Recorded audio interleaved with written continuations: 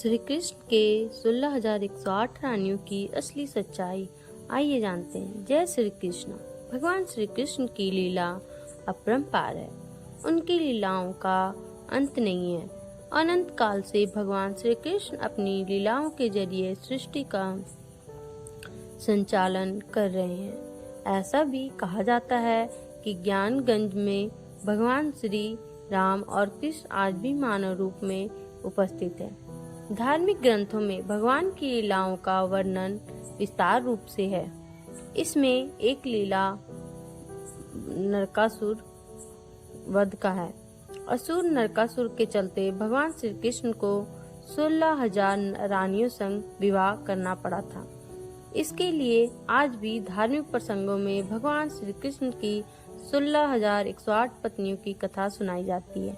आइए भगवान श्री कृष्ण के 16,108 पत्नियों के बारे में सब कुछ जानते हैं। क्या है कथा? ऐसा कहा जाता है कि भगवान श्री कृष्ण 16,108 पत्नियां थी।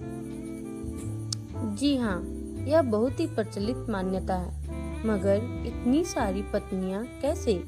इसके पीछे एक विशेष कहानी है, जिसे कई लोगों ने अपनी मान्यताओं के अनुसार कई रूप में दिए हैं। इनमें से जो कथा सत्य के सबसे निकट मानी जाती है, आज हम आपको उसी कथा को बताएंगे। तो आइए जानते हैं, क्या श्री कृष्ण की 16,108 पत्नियों के पीछे आखिर क्या राज है? भगवान श्री कृष्ण की मुख्य रूप से केवल 8 पत्नियां मानी जाती हैं। इनमें देवी रुक्मिणी, देवी जामवंती, देवी सत्यभामा, देवी कालिंदी, देवी मित्रविंदा, देवी सत्या, देवी भद्रा तथा देवी लक्ष्मणा शामिल है। इन सभी से श्री कृष्ण का विवाह परिस्थितियों की मांग की वजह से हुआ था। इन 8 को श्री कृष्ण ने पूर्ण रूप से अपनी पत्नी के रूप में स्वीकार किया था। श्री कृष्ण इन सभी के साथ द्वारिका नगरी में रहते थे। एक दिन देवराज इंद्र एक यातना लेकर भगवान श्री कृष्ण के पास आए। उन्होंने श्री कृष्ण को बताया कि प्रयाग ज्योतिषपुर के राजा आनी दैत्य भौमासुर ने सभी देवों को परेशान कर रखा है। भौमासुर ने देवताओं की मणि, कुंडल आदि चीजें छीन ली है और तीनों लोकों में त्राही त्राही मचा दी है। इसके अतिरिक्त उन्होंने श्री कृष्ण को ये भी बताया कि भौमासुर ने पृथ्वी लोक की कई सारी कन्याओं का अपहरण कर लिया है और उन्होंने अपने पास बंदी बनाकर रखा है। ये सब जानते हुए देवराज इंद्र ने श्री कृष्ण से प्रार्थना की कि वे सभी को इस कष्ट और अन्याय से मुक्त करें। श्री कृष्ण ने देवराज इंद्र की याचना को स्वीकार किया। दैत्य भौमासुर को ये श्राप था कि उसकी मृत्यु किसी नारी के हाथों से ही होगी।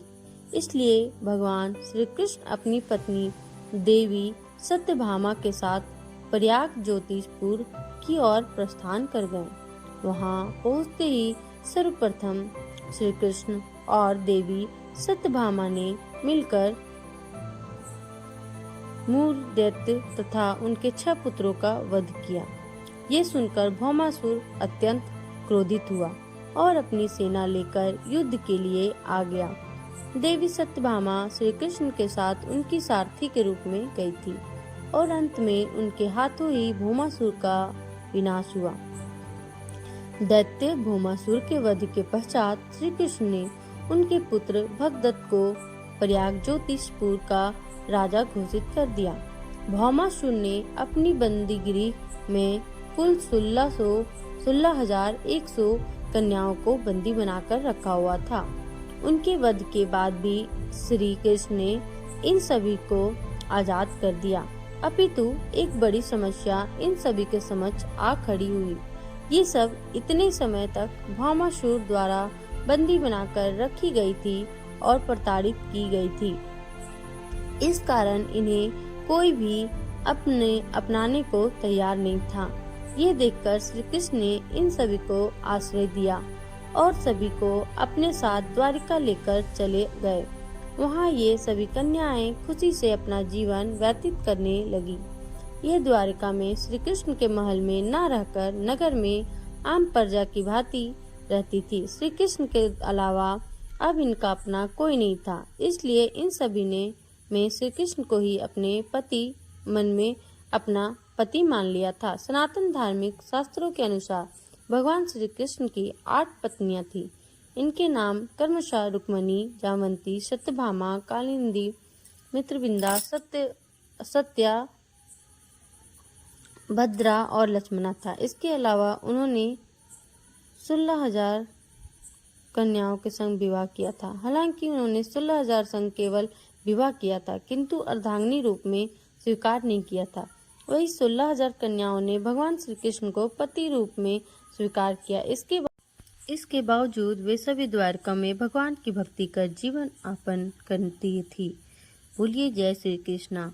आपको हमारी कहानी अच्छी लगी होगी तो लाइक करें और अपने लोगों में शेयर करें, और हमारे चैनल को अगर सब्सक्राइब नहीं किए होंगे तो प्लीज़ सब्सक्राइब करें, ताकि हम आपको अच्छी अच्छी कहानियाँ देते रहें।